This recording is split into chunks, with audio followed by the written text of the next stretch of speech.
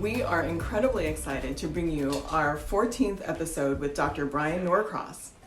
This was such a fun and engaging conversation, and we hope you enjoy it as much as we did. We are also thrilled that the Allegro Orchestra is sponsoring this episode.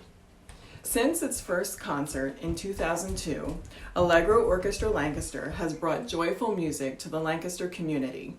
Inspired by the vision of founder and artistic director, Dr. Brian Norcross, Allegro Orchestra Lancaster embodies the classic definition of music by Catherine Drinker Bowen as a conversation between friends. Besides being a founder of Allegro, Dr. Norcross is the driving and creative force behind our success and growth from a summer orchestra to a year-round schedule with a youth music program serving over 250 students ages 8 through 18. Most of Allegro's immensely talented professional players are from Lancaster County.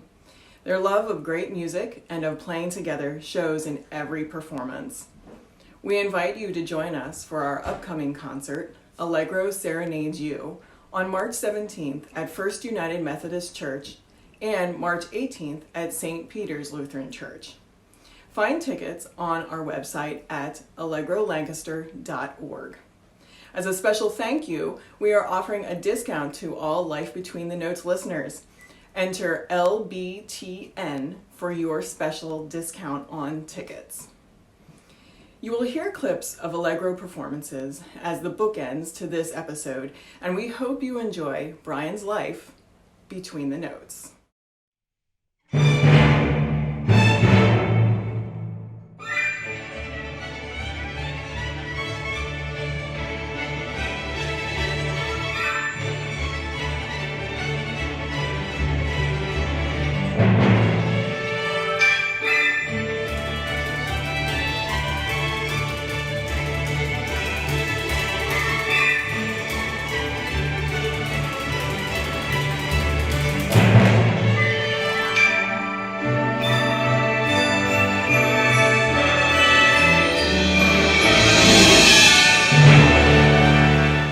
Welcome everyone to Life Between the Notes, where we are going beyond the bio and bringing you interviews of your favorite South Central Pennsylvania musicians.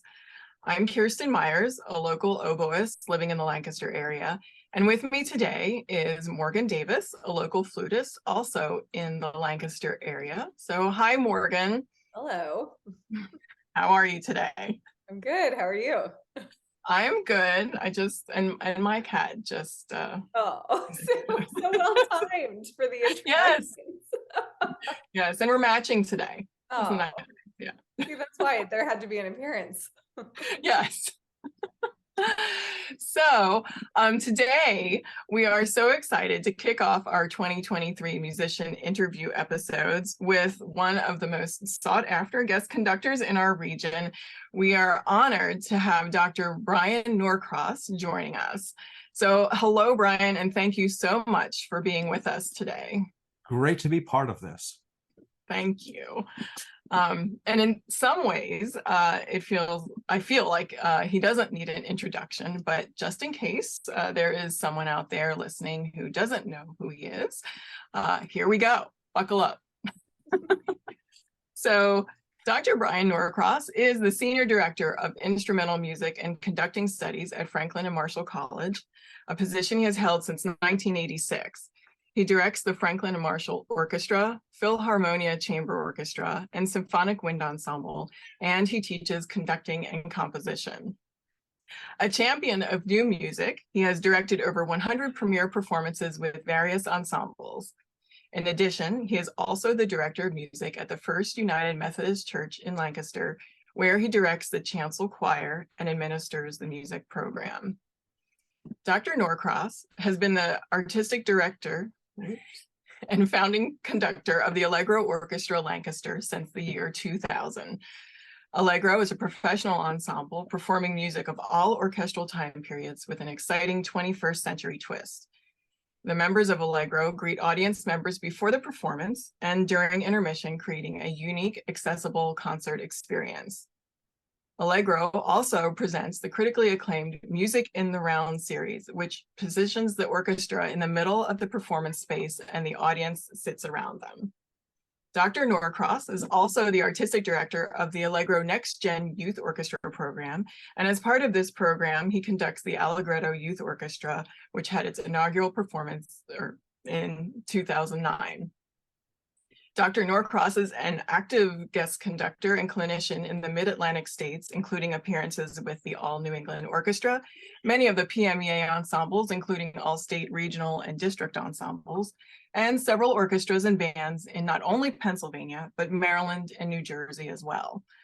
He has also arranged and conducted 10 benefit concerts for the Susquehanna Association for the Blind and Vision Impaired in Lancaster, PA. He has a number of publications, including a book titled One Band That Took a Chance, and a conducting textbook used at Franklin Marshall College titled A Vision for Conducting, Teaching, and Leadership. Dr. Norcross is a recipient of the Massachusetts Music Educators Lowell Mason Award for outstanding contributions to the field of music education. The Franklin and Marshall senior classes of 2004 and 2008 voted him most influential professor in the arts and humanities. In 2018, he was selected to give the last lecture to the Franklin and Marshall Senior Class Honorary Black Pyramid Society. He received his doctorate with distinction from the Catholic University of America in Washington, D.C., his master's with performance and academic honors from New England Conservatory in Boston, Massachusetts, and his bachelor's degree from the University of Massachusetts in Amherst. He and his wife, Kim, are both educators and have 4 children, Molly, Megan, Grayson, and Gloria. So with that, Brian, thank you again for taking the time to share a bit of your life with us today. We're so happy to have you join us. I'm exhausted after hearing that. I am. Yeah, I'm going to have some water. Yeah, take some water. Oh my gosh. At least it's not CPR. Yeah. And no one passed out during that. So yes. Somehow we'll need to wake them up. No. But so as we do with many of our guests, we like to take it back to the beginning to find out how you started your musical path. So your bio tells us you spent many of your college years in Massachusetts. Is that where you grew up? No, I grew up in New Jersey. And like many other people of my generation who were growing up in New Jersey, one of the first things I did was get out of New Jersey. Now, my family, which is a very musical family, had vacationed in New England, and I fell in love with New England. And there were a whole series of other bizarre but wonderful happenstances that led me to study at the University of Massachusetts. But growing up, my mom is an oboist, and an oboe teacher. She had a lot of students. She averaged between 20 to 25 students every week. Wow. So she was an oboe factory. And so I heard that all the time, and also went to I'm sorry. I'm so sorry. I still have hearing loss in one ear. Now, my dad played the radio very well. Outstanding. And in fact, every dinner we had classical music going. Oh, really? So I experienced a concert every dinner, and that just became who I was. That's what I knew of as music goes. Right. And did you have any brothers or sisters, any siblings? I have a younger sister who points out quite oftentimes how upset she is that she's the younger sister to me, because I was a practicing maniac. So I started up on French horn. Okay. And an interesting story there, but I drove everyone bananas because I started practicing like crazy right away. When I was in middle school, I was practicing 4 hours a day. We had to put in a room air conditioner in the window because I was upsetting the neighbors so much. So I closed the windows. Yeah, we got hate mail. Really? Are you serious? Please stop. Whatever that. It wasn't bad. It was just I was very repetitive. It was a lot. Wow, you were Dennis the Menace, right? Yes. So I created havoc in the neighborhood, and they were most happy when I went to college. Wow. So Wow. in fourth grade, I decided it was time I wanted to start to play something other than piano, of which I did not enjoy much at all. Oh, okay. Okay. And so I was at the end of a church service, I was near the organist because I was taking piano lessons from the organist. And if I had 3 good lessons in a row, I could take an organ lesson. So that was and I liked the organ. I thought, this is great. Oh. Not candy. No, organ. yeah. Organ, pipe organ. Yes. Forget stickers. Yeah. No sticker charts for Brian Norcross. No, stickers meant nothing. Organ lesson, yes. Okay. Wow. So I was standing next to the organist, and there was a new family to the congregation, and they were trying to set up lessons with the organist. And the father said, it's too bad because I've got a perfectly good French horn sitting in the basement. And I said, oh, I want to play French horn. He said, that's very nice. So the next Sunday, I tracked him down and said, my mom wants to talk to you about me borrowing your French horn. She's in the choir room. I then ran to the choir room and told my mother, that man wants to talk to you about me borrowing his French horn. Now, these are adults. They figured out what was going on really fast. But that afternoon, we picked up the French horn and then went to one of my mother's good friends, Virginia Culpepper, who became my horn teacher from fourth grade until I went to college. The instrument that we picked up was a German handmade instrument from World War II, made by the famous horn maker named Crispy. But it was designed for a small person. It was a really tight wrap, which fit me perfectly as a fourth grader. It was like this was made for me. It was a double horn. Nobody gets to start on a double horn. Right. I got to start on a double horn because the single F horn is a cruel hoax on young French horn players. Yeah. Because no professional plays on this instrument because it's so hard. But the double horn, hey. Right. Wow. And then I had a growth spurt and it didn't fit me anymore. Oh, no. So in fifth grade, I was 5'10". I was a giant. Basketball coach is like, yeah. When we play basketball, he's like, okay, you stay on horn. Yeah. And then we got the horn that I have today. And 2 days after we picked up that horn, Mr. Hornbeck, that was the guy's name, called to say, I've been transferred. And in those days, you get transferred, you're gone in 2 weeks. He said, I need the horn back in 2 weeks. Well, I had my new horn and it was a problem. So Serendipity. Wow. Yeah, it was serendipity, a little divine thing. Yeah. Yeah. Wow. That's amazing. Yeah. So and when had you started the piano? That must have been very early. Yeah, I was like in first grade or something like that. And I'm glad that my mom pushed me to do that. I just didn't click with the exception of the organ lessons. Right. And that did actually lead to a very short career I had just after I graduated. I was a church organist for almost 4 weeks. Wow. Yeah, that's what the congregation said. That was in Colebrook, New Hampshire. That is the Canadian border. Oh, okay. So my first service at this very small Episcopal church, the congregation swelled to 10. So after I fortunately resigned when I got a full-time teaching position, they replaced me with a tape recorder. Oh, wow. That tapes. I was the last one. I'm so sorry. It was better for them, so it's okay. Yeah. Well, and I did the same thing although I lasted a full year. Whoa. Yes. Now I was on piano and it was not organ for sure. But but I think they were also happy to say goodbye. So you loved music from the start, really, and were surrounded by it. Yes. Yeah. Right. Yeah.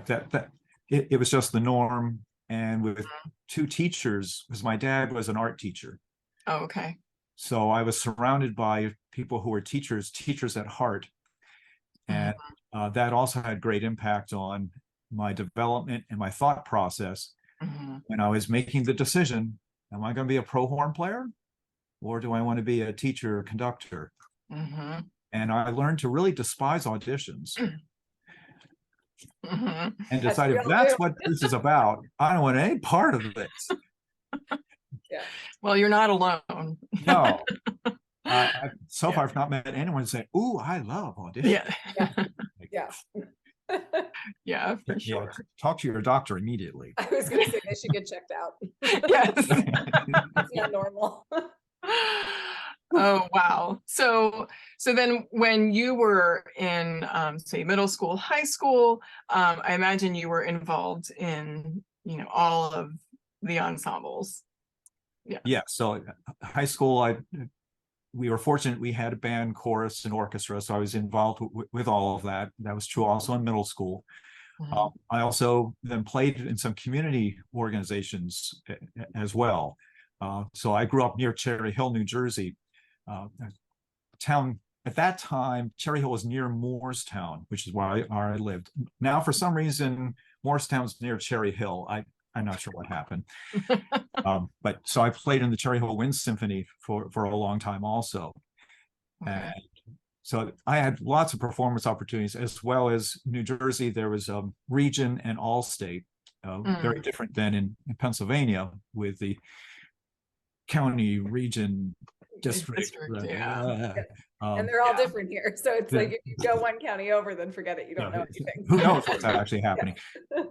So I experienced all of that through all of my years. Actually, there was a really formative experience that would be great for us to talk about at some point from an all-state. I don't know if we want me to venture into that right away, but well, we can, and we will.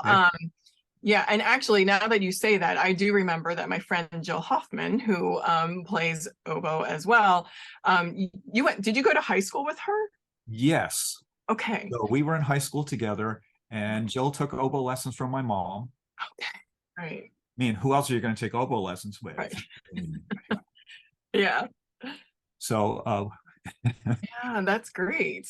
Which she does find amusing when she plays on ensembles that I'm conducting, because she remembers me from high school, and then she just occasionally has trouble holding her embouchure because she's smiling. Right. Oh, that's great. That's great.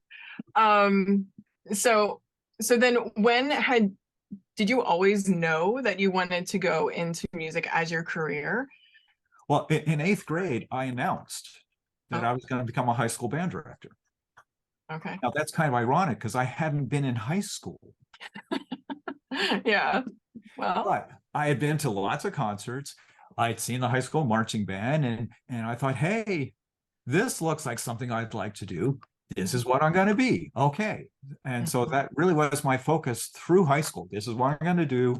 And on into college, this is what I'm going to do. Yeah. And eventually I actually did become that, and then sprung into the college world. So then when you went to college for your bachelor's, then what was your degree in? What track were you? Yeah, it was music education. Okay. And at that point in Massachusetts, for music ed, you were accredited for everything. So general music, elementary music, instrumental music, choral music. And so the academic load was crazy heavy. Which it still is heavy for most music education folks. In the state of Pennsylvania, certification in music education is the most rigorous of any subject. Yes. Yeah. Still is. But I was one of the last ones who also had full semesters of training on every instrument. So it wasn't a semester of woodwinds, it was a semester of flute. Wow. A semester of clarinet, a semester of oboe bassoon, semester of saxophone. Yeah. So. And that was required of everybody? Yes. Never. Wow. This is really interesting to me because I left my ed degree partially because we were on quarters when I was an undergrad, and we did a full quarter of trumpet 4 days a week for 45 minutes at 7:30 in the morning. And at the end of it, I have zero interest in doing this. All done. Yeah, this is crazy. Yeah. But I was so excited about that because my motivation, my inspiration the whole time was, I want to be an amazing high school band director. And so all this training I took very seriously. And at the encouragement of one of the professors, put together a notebook. We were all supposed to do this, but I think I was the only one who did, of all the materials from each one of our technique classes. So you'd have that with you in year one when you were confused about what was going on, that you could go back to that resource. Mm-hmm. And I just recently threw that away. Yeah. Yeah, since you've been at the collegiate level for what, 37 years? Yeah. Yeah, maybe it's time to let it go. Yeah, maybe. And also, 80% of the conducting I do is orchestral.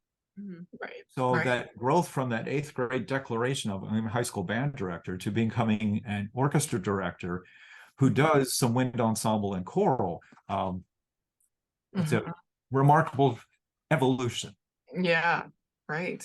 Yeah, that's amazing. I'm so impressed that the structure was like that at the school. So that's great.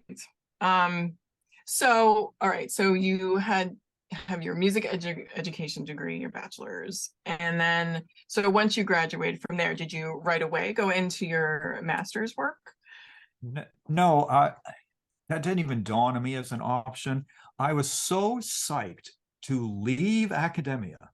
I mean, I enjoyed student teaching a lot, but I didn't want any part of this anymore. I said, I know I got to do it sometime, but I don't want to do this now. I want to be a teacher. That way I can be in the schools. Oh, wait, I just got out of school, but okay.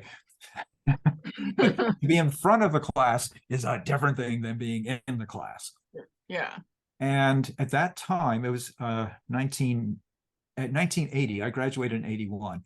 1980, there was a couple things happened from a political standpoint in our country and in New England. That's the election of Ronald Reagan, small business government. Okay. And in Massachusetts, they had a tax cutting thing called Proposition 2.5, which was trying to change the nickname of Massachusetts, which was Taxachusetts, to something more livable. But people who were concerned about this said, this is going to result in layoff of teachers, firefighters, and police. Well, shock of all shocks, it went through and resulted in the layoff of teachers, firefighters, and police. So all of a sudden, entry-level teaching jobs that I would have been a logical person to step into were being taken up by teachers with 12 to 15 years experience. So I could not even get an interview. It was a mess. Yeah. And you didn't want to go back to Jersey. That was not an option. Good. Well, okay. Understand. New Jersey's great. I love New Jersey, but it was not an option. Right. So I put my last year and a half in college, I was able to cover all of my room and board expenses because I was teaching privately, and I had actually a huge studio. I had about 30 students on top of everything else that I was doing. So I was able to continue that after I graduated and couldn't find a job, and then got the church organ position. So now I'm making this massive triangle all over New England, trying to piece it all together. And I got an elementary part-time band position in Proctor, Vermont. And I was told that there would be just this huge market for private music lessons because the high school teacher was telling me they were just inundated with students asking for lessons and they couldn't do it. Great. The moment I was appointed, that went away because they were all elementary kids who wanted lessons. And now there's a teacher. So that market went away. Like, hey, this is going really badly. Meanwhile, I've become part of the University of Massachusetts Youth Wind Ensemble, which was a fairly new group at that time. It was directed by Malcolm Rowell, who was my undergraduate conducting mentor. And he saw that I had potential and asked me to become his assistant, which was terrific. And that was an amazing experience. There was a student in that group from Williamstown, Massachusetts.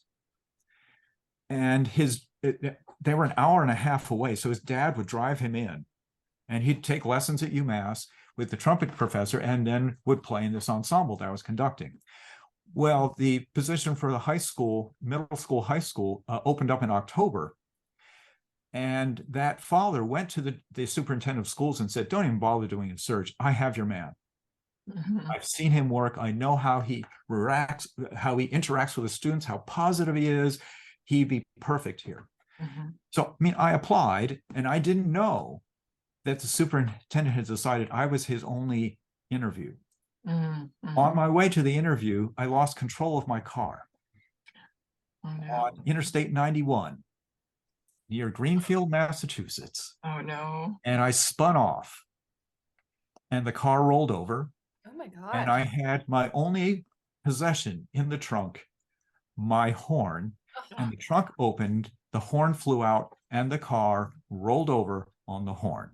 Oh my. Wow. So my thought process at that time was, okay, I'm obviously not getting this job because I can't even drive a car. My horn has been destroyed, as is my car. So but I didn't have a scratch or a bruise, nothing. Wow. I had a profound sense as the car was rolling that someone wrapped their arms around me. Yeah. Yeah. Wow. The car got repaired, got another 125,000 miles on it. The horn got repaired. It's the one I still play. It's the one I got when I was in 5th grade. Right. Because Wow. I had a screw bell, and the screw stood up to the car. So just the bell was destroyed. Oh, get out. Wow. And I got the job. Right. Wow. And while I was there, I met my future wife. Oh, my Oh, gosh. It was a great Meant day. to be. So It was much. a great day. Yes. wow. That's amazing. I don't even know what to say about that. Neither do I. And the story gets even more amazing. When I chose to go to UMass, it's because I had visited there, and I sat in on a music ed class with a professor named Bill Gaver. And I was amazed. And he took me out to lunch, and we talked music ed, and I'm like, this is it. I'm not going to New England Conservatory. I'm not going to Ithaca College. I had acceptances in both places. This is home. I want to study with this man. And I sent in my deposit, and that day he resigned. Wow. Your luck is like, you have no middle ground. No, Right. So when I was teaching then at Mount Greylock Regional High School in Williamstown, Massachusetts, I had an opportunity to take a program that was not in good shape at that time and add my energy and excitement and passion and working with lessons with all the kids. And the program really turned around fast. And at one point, one of the parents came up to me and said, this is so great. It's like the Gaver days are back. And I said, the what? Bill Gaver? And they said, yes. He started the program at the school when it first opened. And you're doing everything that he would have done. Wow. So I didn't get to study with him. I just followed in his footsteps. Right. Wow. Now, not completely. After he left UMass, he went to the University of Tennessee or Memphis, one of them down there. And he lasted a year before he bought a farm and left the field. Right. Still living in New Hampshire. That's all I know. Well, all of this, like, it's just so the star-crossed paths of things in your life. Star-crossed paths. When I was finishing my master's degree at New England Conservatory, and it's music education with a focus on conducting. Okay. And I was looking for a program like that. I couldn't find it anywhere. So I contacted Frank Battisti at New England Conservatory because I had come to know him and said, here's what I'm looking for. Can you give me an idea? Who's doing this? Because I'm thinking of anybody he's going to know. And he said, nobody's doing that. I said, okay. He said, but it's a great idea. why don't you come on over to Boston? It's a 2.5 hour drive. Williamstown's the northwest corner. Boston's not the northwest corner. And he said, let's talk to the dean.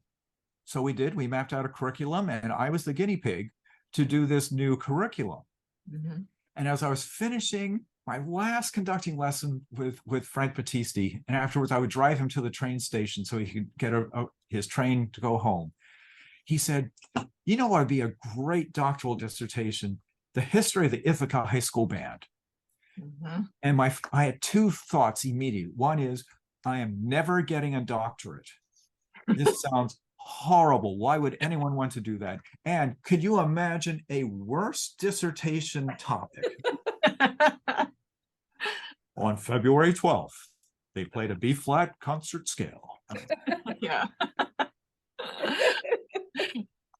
So, So ahead.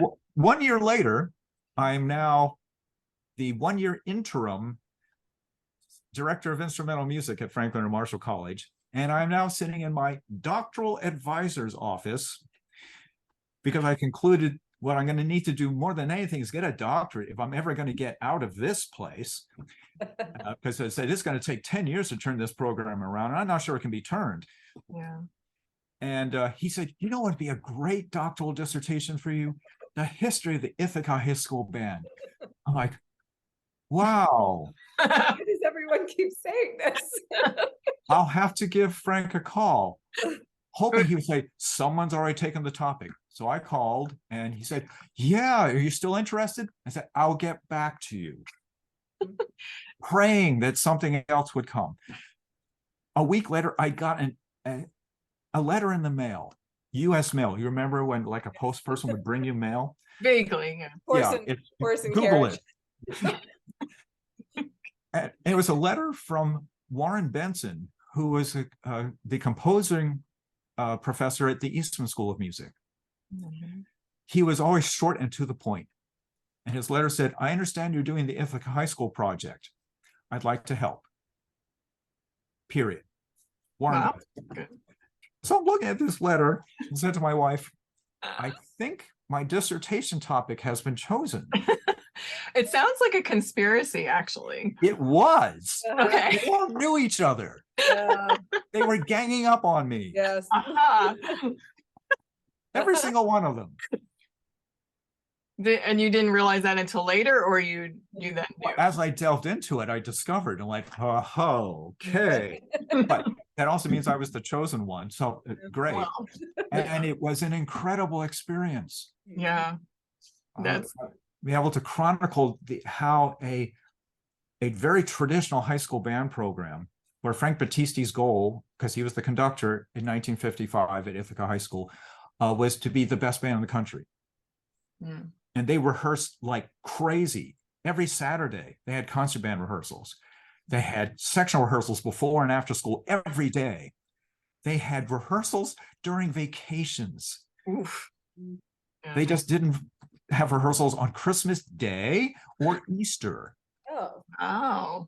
cool. Now, eventually things did mellow and change, but Yeah. there was a metamorphosis of changing the philosophy from that we want to be the best band, the best ensemble, if you will, in the country, to developing the love of the creative endeavor. Mm. And that the inspiration for performing music really well is because you've composed as a student, and now you get it, and you're in awe of the music in front of you, and you've got to perform it well for the composer's sake. Mm. Whoa. Yeah. That's And great. so during 17 years, they commissioned and premiered 15 pieces Mm. because Wow. they became a home for developing new repertoire. And there's a story attached to that, but and it was Warren Benson and Frank Battisti having a terrible argument, Mhm. with Benson questioning the repertoire that Battisti had chosen, and Battisti pushing back, well, that's all there is. And then Benson said, well, then I'll write you a piece. And Battisti said, good. Wow. And that led to this whole concept and this idea. They would start rehearsals by reading poetry. Mm. Wow. And the walls of the rehearsal room were of prints of great paintings. Mm-hmm. So the students were just immersed in this sense of art, and then they were composing, and they'd have their own contemporary music festival featuring the premieres of all of their pieces. Mm. And then there was the concert band's concert, which would always have a premiere on it. Yeah. And you have commissioned over like 100 Yes. because I imagine this is where this came from. This is where it came from. Yeah. Wow. And it's still so exciting. I mean, just last night, I read the first 2 movements of a new cantata that First United Methodist has commissioned. Mm-hmm. And now I'm pushing, trying to connect with women composers, because too long that hasn't happened. So a composer named Heather Sorensen is writing this, and we're going to get movement after movement of this cantata as she finishes them. So exciting. Yeah. Yeah. Oh my gosh. Yeah, that's great. Well, and then this dissertation eventually turned into a book, correct? Right. So one band that took a chance Mm-hmm. is I sort of weeded out all the as much as I could of the academic gobbledygook that's necessary for dissertations, and left something that had some musical and artistic content. Mm-hmm. It is out of print now because so many people bought it. Well, What? good. Yeah. Well, and so I did a little research, and I did see that Eugene Corporon wrote the foreword to your book, and so you know him, you met him and worked with him? I met him. I mean, I asked Frank Battisti, who do you think should write a foreword for this? First of all, Frank said we should have someone write a foreword. I'm like, oh, okay. Who would you recommend? He said, oh, Gene Couperon. So I sent him manuscript so he could see what I was doing. Mm-hmm. And then he said, yes. And so he wrote the foreword. Yeah. And he is the director of band. I imagine, is he still the director of bands at University of North Texas? Yes, he's still there. I'm not sure if he's emeritus or if his role has modified some, but he's still active. Yeah. But he's huge in the band world and for commissioning pieces, Right. I believe, for wind band. Yes. So he also sort of caught that bug of saying, if our students are going to have great artistic experiences, then they have to practice and perform great art. Mm-hmm. And sometimes some of the music for scholastic ensembles, be it chorus, orchestra, or band, is not necessarily the greatest art. Mm-hmm. And so this is an effort to change that. Mm-hmm. Yeah. That's good. I went to IUP and worked with Jack Stamp there. And so I constantly was hearing about Eugene Corporon and recording with him, etc. So, yeah. He's, yeah. With Frank Battisti, 2 of the pieces that they premiered were by Vincent Persichetti. Wow. Wow. Yeah. The students actually commissioned him because the band was playing for a New York Giants football game the weekend that JFK was assassinated. So they immediately went home, but they had money left over, and the students decided what they wanted to do was commission someone. So they already had contact with Persichetti. So Turn Not Thy Face was a work that was commissioned by the students of Ithaca High School. Wow. Yeah. Wow. Oh my goodness. Yeah, you don't hear of that, but that's rare. And the marching band, 2/3 of the arrangements that the students performed were student arrangements. Wow. You want to talk about community pride. They were anti-competition. And occasionally they would march in a parade or something and get a trophy, and they would proudly march to the nearest dumpster and throw it in. Wow. The students. Yeah. Now, granted that they're magnifying the image of their director, but Battisti emphasized, if you're going to have a trophy case, you need to have a failure case right next to it. And it's going to have to be bigger. But what is it that draws you to conducting? This is where I had an experience. This harkens back to New Jersey that forced me to change. And at the time, it was not comfortable, but it turned out to be a really good thing. So when I was in 10th grade, I was first chair in New Jersey All-State on horn. I was told by several people, including my teacher, whom I love dearly, that it was too soon. I was not ready. Okay. Now, in the All-State Wind Ensemble, there are 5 horns. All 5 of us took lessons from the same teacher. We all knew each other. 3 of us went to the same high school. It wasn't mine. Okay. So that sets the stage. The festival had a guest conductor from a major conservatory, and his repertory choice was so great. It was awesome. I loved it. In the festival, I don't remember him saying up anything positive. Now, he might have, but that's my perception and my memory of that time. The horns were struggling with a particular spot, and there was a high school band director who happened to be married to the horn teacher. So he knew all 5 of us really well. And he knew the guest conductor. So he said to the guest conductor, "Can I take the horns in the hallway for a moment and do a quick sectional?" And the guest conductor, loud enough for us all to hear, said, "You can take the horns in the hall and leave them there." Oh, wow. So at that moment, I slumped back in my seat. That's actually a big deal because I always sat on the front edge of my chair. Okay. I was one of those people. Yeah. And I looked to the players on either side of me, the assistant first horn and the second horn. The second horn was going to Eastman. Okay. Oh, She was the one who was supposed to be first chair that year. Okay. yeah. And I said to them, "What one thing can I do to make things better based upon that comment? One thing." I said, "There's nothing." And then I went on, "We are the best performers in the whole state. We should be having a blast. This should be so much fun. Yeah, we should work hard, but this should just be one joyful thing on top of another. I'm going to become a conductor, and no one will suffer the way we are suffering under my direction. I'm going to become the joyful conductor." So that then also became my inspiration. It helped me with my own high school experiences were not always positive.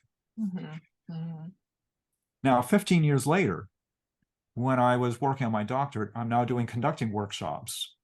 And I was at the same institution where that guest conductor was a teacher. Now, for those of you familiar with conducting workshops, they're a great growing experience. You get to stand in front of a very fine performing group and have a staff person rip you to shreds in front of all of them. It's a wonderful growing character building experience. That guest conductor was one of the staff people who was going to be doing this coaching.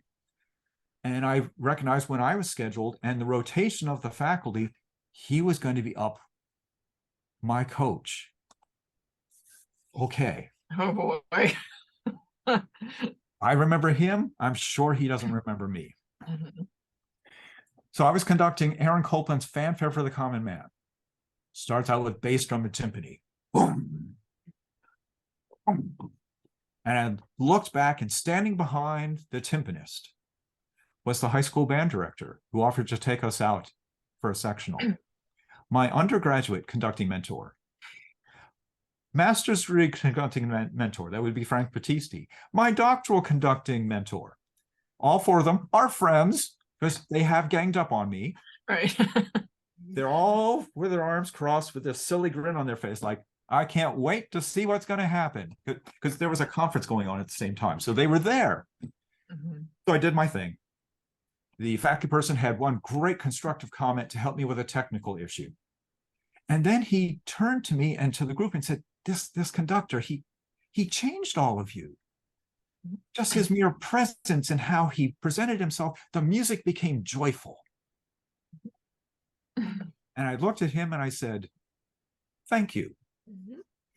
Because that was a wonderful compliment and so supportive. But also he had crushed my musical soul and forced me to decide who I was going to become. Yeah. I mean, we all have positive and negatives. The question is, what are you going to do with them? Yeah. And for me, that was a catalyst that threw me into the direction that I've gone. Yeah. Well, and certainly what a great response on your part to react in that way, to be a positive influence. Yeah.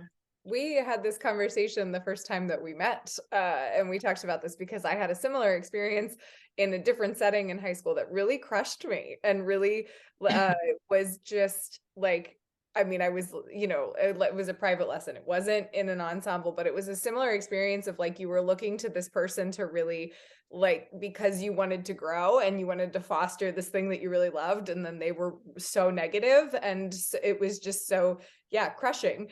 And in a similar way, I met that person later as a professional, after they had told me I should really pursue something else. There was no chance I was going to have a career in music, that I should really be thinking about doing other things, you know, and they're complimenting my playing, and you're going like, well, this is really interesting. Because you were actually, and then those people can become, you know, even a negative experience. And in your case, this is certainly true, becomes a catalyst for something so positive. But you have to be paying enough attention to put that spin on it. Mm-hmm. I was in the right place at the right time that I was able to do that. Mm-hmm. And I'm sure it was also my environment Mhm. with two parents who were teachers. Mm-hmm. And already my declaration of wanting to be a teacher, that all of that came together at that one moment. And it Yeah. was certainly being around other positive people who could be supportive. I mean, Yeah. Jill, our oboist friend, I want to call her Marcioni because that's where she was in high school. I But know. Hoffman.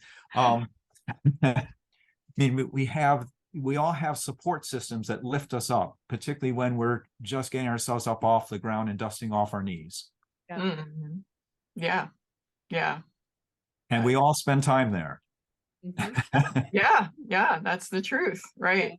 And funny that you say that too, because I mean, Jill herself is somebody who's been like that for me too. So yeah, it's amazing. There was And there's something in always the- a possibility part of that essence came from my mom to Jill.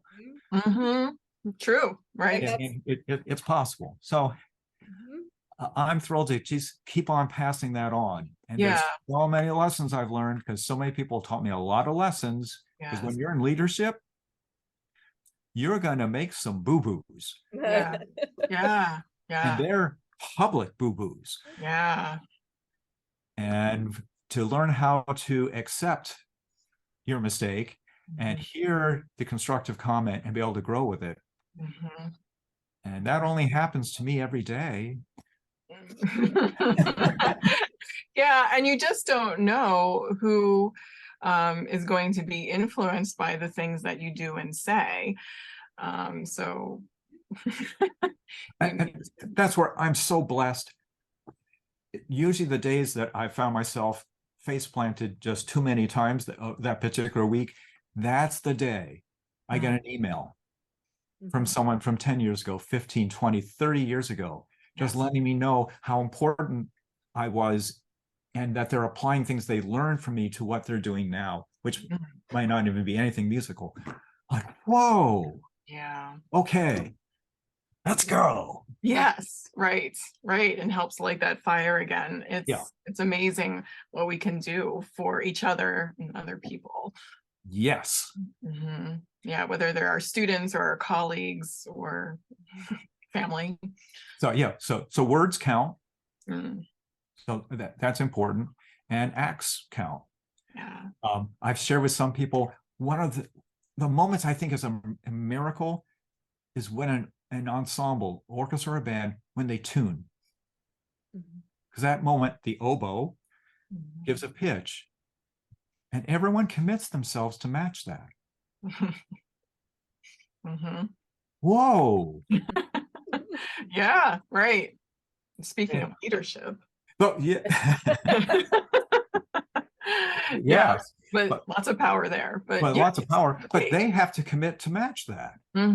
Right. So without that joint thing happening, and that's the foundation. So that becomes our commitment. We're going to make something beautiful where there wasn't anything. Right. Oh my goodness. I mean, Does it get much better than that? Yeah, yeah, Oh man. yeah, absolutely. So, what brought you to Pennsylvania? Was it the job at F&M? Yes. So I was loving my teaching in Williamstown, Massachusetts. When I was doing my master's work, Frank Battisti would come actually into my school, and my ensembles were the guinea pig for him to observe what I'm doing and for him to give constructive comments so I can do things better. Oh my gosh, my high school and middle school students had Frank Battisti as a coach. Yeah. And they recognized how significant that was. And it was near the end of my time then with Frank that he said, you need to go. And I said, Frank, there's still more to be done here. He said, yeah, you've probably got about a year or two before you're going to hit the ceiling in this place because you're your own feeder system. There are problems coming. I think it's time for you to go. I said, okay. He said, you might consider a bigger, different high school or trying to make a jump into the collegiate world. He said, be careful because some collegiate jobs, that'll be your first and last. But and I decided I didn't want any part of doing high school anymore because I was tired of doing hall duty. I wanted to teach. I didn't want to catch people doing things they shouldn't be doing. Right. And having to be sneaky about it. I just, So I decided to put all of my eggs into going to the collegiate world. And the F&M position I applied and I was not selected. So they selected someone else. And after 2 weeks, that person, after they signed their contract, resigned because they got another job at a place they were happier. And now Franklin Marshall people were scurrying around, and a couple happenstance, crazy little things, conversations I had with people, discovered the position was open. So I called, and I sent a video of a rehearsal of the UMass Youth Wind Ensemble. The person who I was in most competition sent a video of him conducting the UMass Youth Wind Ensemble. Oh. He was the associate conductor. I was the assistant conductor. And so the folks here had a comparison. Oh boy. Of the same group doing different rep. And so I was given a 1-year interim position. And we allowed to apply, and I would be a guaranteed finalist. That year set up, that was 1986. So calendar year 87 was the bicentennial for Franklin and Marshall. And I got involved in all kinds of things with that. Well, someone suddenly noticed, oh my gosh, this is the interim guy. And this is a calendar year event. So in the fall, he might not be here. And everything he said he can do, didn't happen. Right. So, they very quickly made me a 2-year interim. So the first event of the bicentennial was a convocation, and the now Symphonic Wind Ensemble, formerly the concert band, performed at that. And at the conclusion of that, the dean of students went up to the music department chair and said, "Where's our band?" And the department chair said, "Well, that's them over there. They just played for this." And the dean of students said, "That can't be our band. I've heard our band. Our band's terrible. That was really nice." And the department chair said, "It's the new guy. He's turned the whole program around." And the dean of students said, "The same person we're going to do a search to replace?" Yeah. And magically the interim part of my position was removed, and there it was. here it is. Wow. 37 years. Yes, right. So, and that's wow, that's amazing. And so it's been that long. What are you most proud of your work at F&M? How much time do we have? Well, I'll give you 2 minutes. Okay, good. Okay, thank you. Limits are helpful. There are several things. So first off, it's what was accomplished by every single student I've had a chance to work with. And looking at the alumni numbers, that's pretty close to 1,000 students I've worked with during that time. Because we have not functioned like a small college. We've been doing some pretty major musical things. So I'm so impressed, proud, and in awe of what these students have been able to accomplish, with most of them not being music majors. The conducting program is something that proud just sounds wrong to me, but I'm pleased with. And that it's a leadership class. And learning how to talk to people, how to inspire them, how to lead them, how to give them constructive criticism that won't crush their soul, but can lift them up and get them to do better. And this is something I think is so amazing. 3 of my students who've gone through that program now have doctorates in conducting and are teaching at colleges or universities. Wonderful. Wow. Wait a minute. This is Franklin and Marshall College. We're like a pre-med place. What are you talking about? So I think that's really amazing. So that program's been running now for about 30 years. And I love every day of it. Well, I actually love every rehearsal. But yeah, and getting to work with the students there. And yeah, it's wonderful. I mean, likewise, I love the guest conducting. We talked about PMA and things like of that nature. I just finished a festival. Oh, they're so great. Yeah. Getting to know those students and call some of them by name and hearing where we went from the first reading of the repertoire to the performance. Oh. Yeah. Yeah. So great. Yeah. So that's what I'm most pleased with. Okay. All right, your 2 minutes are up. Okay. So then in so the year 2000 was when you had created Allegro. What led you to create that ensemble? A couple years before, I was at a birthday party. It was a good friend, colleague. I'm going to use his name, Emery DeWitt. Emery had decided to start to play oboe.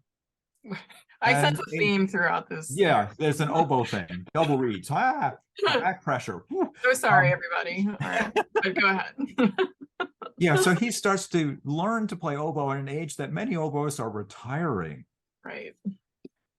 But he really invested himself in it. And in I think it was his 2nd year of playing, his wife had a brilliant idea. She hired a string quartet to play accompaniments for some of the music that he was working on, and invited friends. And their living room was really a great room, so they could have the musicians right there, and everyone's sitting on the floor and the couches right up on top of them. And other people also did some solo works, and the string quartet played some things, and there was food, and there was this interaction between the performers and the audience, and there was laughter.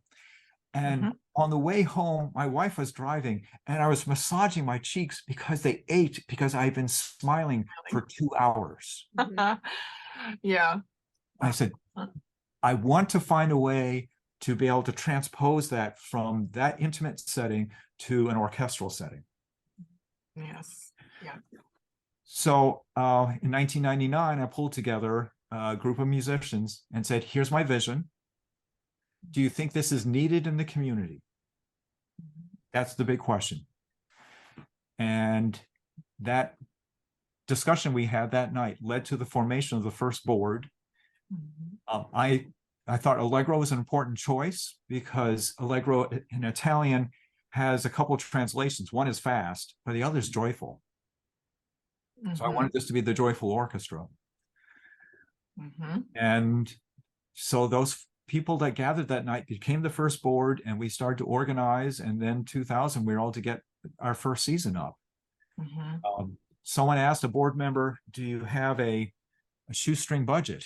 And they said, oh, no, we have an angel hair pasta budget. And then we've been able to just keep on evolving. Things have changed. We were strictly an 18th century orchestra then. But we've now gone to the point where we're doing world premieres, music by living composers, and oh yes, some 18th century music too, and a variety of sizes of groups, and also now having a complete youth orchestra program. Yeah. So this has evolved from a very, very humble beginning to pretty big program. Yeah, it's amazing how one thing leads to another, and the whole house concert idea is just one of the greatest things. I did a few of those this past summer, last year, and that intimacy of being with the people and not only playing for them and introducing them to music or your instruments, but to be able to talk with them and have conversations about it. I mean, that's life-changing for everybody. Yes. Because a lot of folks who are in audiences who are enjoying these performances really can't have any idea what's happening. Even if they played an instrument in the past, the level of professional performers is a whole different thing. And to experience this and be able to talk about it. And professional musicians seldom get to talk about it. So to be able to share something that you're so passionate about. Oh, yeah. So the house concert is wonderful. Yeah. Now, the pandemic has just made a mess of everything. And certainly the vision for Allegro, where the musicians are greeting people at the door. No. Or going out into the audience and talking to them intermission. No. So once we get completely out of this little mess that we're in, I'm looking forward to all of that coming back full force so we can have that kind of interaction. But my goal with Allegro is to break down the barrier that's between the audience and the stage so that we are one. Yeah. And that's why I talk to them. I introduce the pieces, not because I particularly like hearing myself talk. I don't, which I know is a shock given how much I've been talking. Well, that's kind of the idea of this. Well, yeah, right. So I'm okay with that. Good. But to being able to a friend, say, here's why I want you to listen to this piece of music, because it's so cool because of this, this, and this. Okay, let's enjoy it. Yeah. Yeah, so great. And then to be able to do that with the youth orchestras. And Morgan was a major cog in the Allegro Next Gen program. She was a program coordinator for several years, knows how important all of that is and the difference that makes to a lot of students. That program's got close to 250 students involved in it. Yes, it's huge. I think it's a pretty amazing thing, not to derail us, but I think also you want to talk about history, and that program is the continuation of Lancaster County Youth Symphonies and keeping alive. That's a big part of our project here, talking to people who are staples in the community, the way that they keep things alive here in Lancaster, the way the legacy of the music we have here. And so I think that's the really cool thing then, is Allegro was something that was really new, and then it was all able to absorb that history and keep it going. And that's really impactful. And then when you see how many students are still enrolled in that program, you realize how important it is for that to happen. But and I think it's important for us always to recognize whose shoulders we're standing on. So the Lancaster County Youth Symphony had this remarkable history, but evolution needed to happen. And we were fortunate that Allegro had the Allegretto Youth Symphony going at that time, at the same time that the Youth Symphony was functioning, and that evolution became relatively natural for them to come together. But that required a lot of work, and Morgan was a big part of that. So I'm so pleased you mentioned the Lancaster County Youth Symphony, because that was a major component for the development of a lot of the music in this area. Yeah, it felt really important to keep it moving. So in our region that we are in, we have quite a few regional orchestras, local orchestras like Allegro and beyond. And there is quite, a thriving musical community that we have here. And as a leader in the field, what would you like to see either continue or change in the musical community here? Well, here specifically Lancaster County, we're just amazingly blessed by having the Lancaster Symphony with their incredible history, as well as Allegro, which is more designed to be featuring more of the local professional musicians. So it's great that we have both of those going. But what both of those organizations don't have, that we desperately need, is a fantastic concert hall. Mm. Yes. The Fulton is a very lovely place. Let's be clear. The Fulton is lovely, and the renovations that have happened there are stunning. If you haven't had a chance to see the new lobby system there, and they have a sort of a black, was it black? No. Oh, black, box, like a black box. yeah, black theater. box. Thank you. Yeah, that overlooks Water Street. Two sides of it are just glass. It's really stunning. It's not a great place to perform for orchestras. Basically acoustic music. It's Right. just not designed to do that. Okay. And it's not really big enough for that either. So the idea of having a place that could be a one-purpose performance space, a concert hall, which is different than a theater, that these groups can perform. Plus, there's so many other great organizations in the area that could also perform there. To have that be a hub, and to have adjacent to that a flexible seating space. I'm thinking of music in the round, but there's a lot of other things that could fit into a flexible seating space that could also have food and have adequate parking and maybe places to eat, restaurants and things like that. It could be so amazing. So if I want to see a change, yeah, that's one. Now that's going to require these organizations to have some very specific bonding relationships to get that all accomplished. We are not fighting each other. We are not competitors. But right now we're not linked together with a common goal of gaining a facility.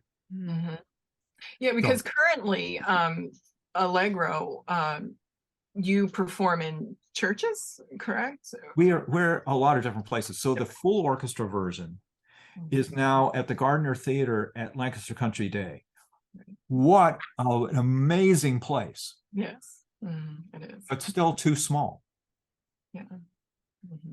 For an organization that wants to be able to do with professional musicians a concert, because that makes it feasible, to be able to sit 1,100, 1,200 people in a concert hall where everyone can see and hear. Okay, we don't have that. Now, some of the high school auditoriums can sit that, but high school auditoriums are in huge use by the schools, and most of them are multi-purpose spaces, which make them acoustically difficult. Right. Now, the smaller version of Allegro, the Music in the Round, we performed for a long time at the Ware Center in their third floor, the atrium, which was perfect. I mean, that was the inspiration. When I walked in that room, I said, I know exactly what we need to do here. We put the orchestra in the middle and the audience around them. Music in the round, and we can have food. This would be terrific. This would be just like Emery DeWitt's birthday party. But schedules couldn't always mesh. So now Music in the Round is somewhat nomadic and has been performing at several churches. And it's more of music in the horseshoe. But we're still having a vision of how can we make this that same intimate feeling. And that's where having a flexible seating space that you could do that kind of thing and sit 300, 400 people and still have that intimate feeling that you're right on top of the musicians. For Music in the Round concerts, I sometimes joke, assuming people find this funny, to say, as an audience member, if the musician near you says, turn the page, turn the page. I mean, that's how close you are. And I think that's significant. So that's where we've evolved. Okay. And there needs to be some more evolution. Yeah. Yeah. And you seem to be a person who is always looking forward and looking to see what, well, you know, how you can change things, how you can make things better. And you are constantly evolving yourself, it seems. Yeah. That's absolutely true. I mean, there's no comparison between me and yesterday. Yeah. And things have already evolved. I learned a lot about the forward-looking from our present dog at home. His name is Apollo. He was a rescue. He was from Mississippi. He hadn't been treated very well. And when he first came to us, or we first got him, whatever, taking him on walks was hard because he was always looking behind him. He was more fascinated with what was behind him than what was in front of him. Mm-hmm. I said, thank you. You're teaching me a lot here. I'd like you to look this way now. But so we have to be aware of our history, where we've come from. But if you're always looking there, you're going to hit a tree. Well, and that's, that's the same kind of thing I tell my students sometimes, is that, if you're driving and you're always looking in the rear view mirror, you're not going to see what's coming up ahead. And then, so you just keep an eye on it. You can keep an eye on it, but know where you've been. Right. That helps you know where you're going. Exactly. Yeah. What is your advice to young professional musicians wanting to make music their career? And I imagine that the advice that you would give today is different than 30 plus years ago. Maybe not. But what would your advice be to them? I learn a lot from people I work with and my children. And my children seem to be always teaching me things. Constantly. Dad, oh no. Very quick rabbit trail. My first conducting of a PMEA district event, 2 of my kids were in that group. And the night before, the oldest one gave me a list of everything I should not do. Wow. Well, they're giving you direction. Yes. Some of them were a little uncomfortable, but all of them were good. Yeah. So one of the things I learned from my oldest daughter, Molly, who is a pro horn player. I mean, it was audition 27 that she finally won a position. I don't know about you, but for me, around audition 8 is when I'd be starting to think about selling shoes at Sears. Sure. So part of my support for developing musicians is first ask yourself, are you doing the right thing? Are you passionate about it? Do you believe in it? And if so, then the most important part of that is don't give up. Right. Keep on going, because you are going to face plant and learn something from every single face plant. That was something Molly also taught me, as I was curious how she was holding up through one disappointment after another. And she said 2 things. 1, I know I'm doing the right thing. And second, I learned something at every single audition. Okay. That's great. I mean, you have to take from it what you can. So don't give up, but you might have to be creative. And that's where things have changed. And being creative might mean you're going to have to be an entrepreneur. You may have to start something that doesn't even exist right now. And that's when asking what is needed artistically in this community. What can I give? Right. Do they fit together? If so, then you've got something to work with. Keep on going, connect with other people, get them to share your vision. That's how Allegro started. Right. Was that meeting with those musicians, and they were all on board with that vision. Without them, that would not have happened. There's no way. I cannot do it myself. And as a conductor, there's nothing I can do myself except for calisthenics. Well, you need that community and that connection. It's so important, which, a lot of us, during COVID had lost, and it was just blown out of the water. But, as we recover from that, I think we need to take from that, like how important that is. I used to think that I was a music director. COVID helped me understand that I'm actually a community director. It just happens to be my community. Music is our common thing. Yeah.